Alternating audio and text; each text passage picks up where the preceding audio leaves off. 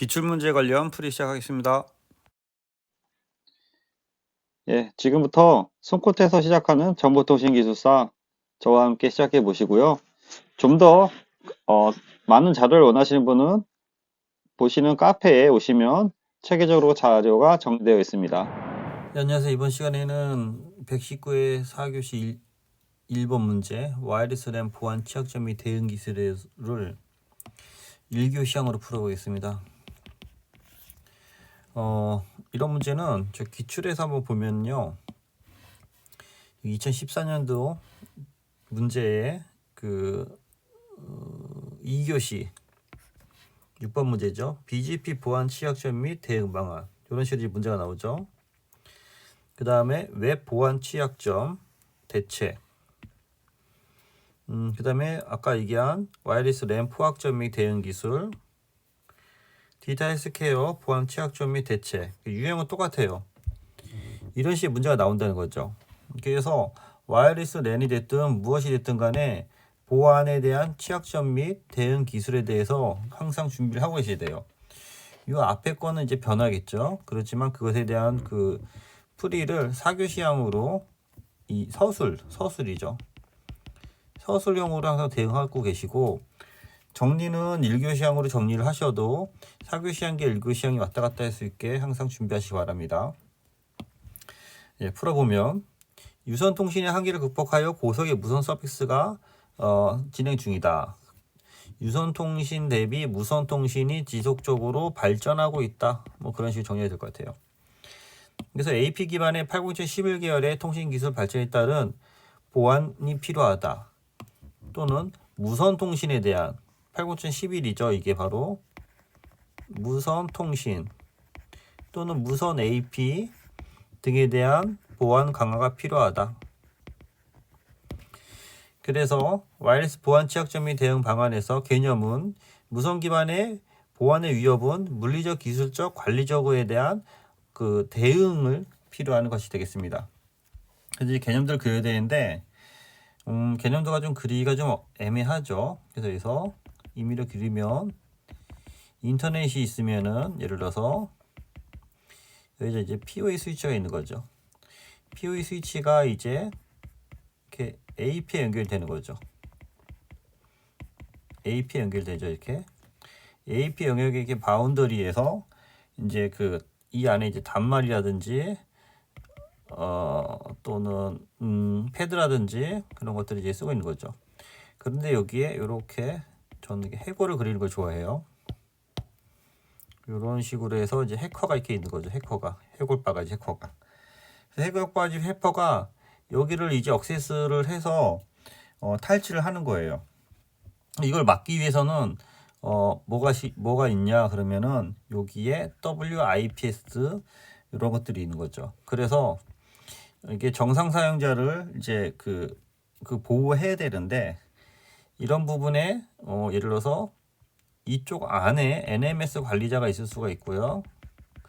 또는 리모트에 떨어진 곳에 NMS 관리자가 있을 수 있는 거죠.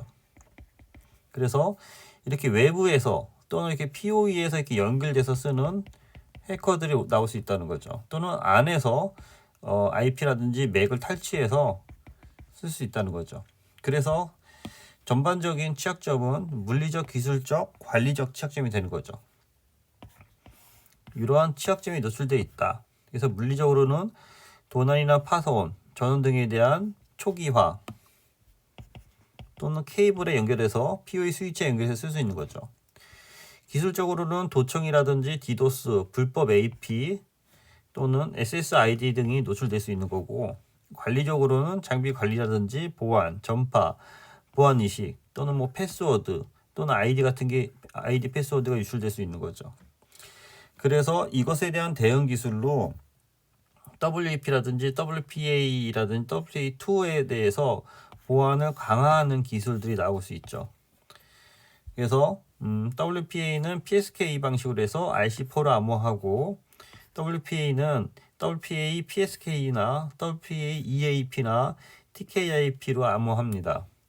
WPA2는 WPA2 PSK나 WPA EAP나 AS나 CCMP로 암호하는데, 이 부분에 대해서는 이제 내용을 좀 풀어서 적을 수도 있는데 이게 4교시 시향이 되면 이걸 좀 풀어 적어야 되는 거고요. 1교시 시향이면 이렇게 압축해서 쓰는 방법이 있고요. 또는 여기 그 보안에 대한 그 대응 기술이기 때문에 이렇게 쓰는 거에 한 가지 방법이 있고, 또는 대응 기술에 대해서 예를 들어서 AP에 대해서 지향성을 강화해서 그 사용자만 그 어떤 그 안테나에 대한 수신, 통신에 대한 그 감도를 높여준다. 또는 AP라든지 AP 기준으로 맥 주소를 필터링해서 허가받은 사용자의 맥, 허가받은 사용자 또는 등록된 사용자가 되는 거죠. 등록된 사용자의 맥 주소만 액세스할 수 있게 한다. 또는 패스워드를 주기적으로 변경한다.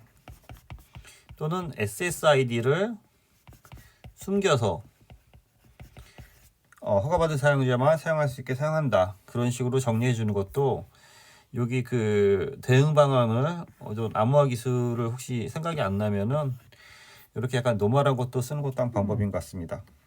비교를 해야 되는데 비교가 좀 마땅하지가 않아요. 그래서 이게 두 가지 방법이 있는데 여기를 무선랜하고 유선랜하고 비교하는 방법이 하나 있어요. 약간 이제 노멀하죠, 이런 거에 대해서는. 무선랜, 유선랜을 비교한다고 하면은 이건 목적은 당연히 여기는 무선 네트워크, 여기는 유선 네트워크이죠. 이런 식으로 쭉 풀면 되는 거죠.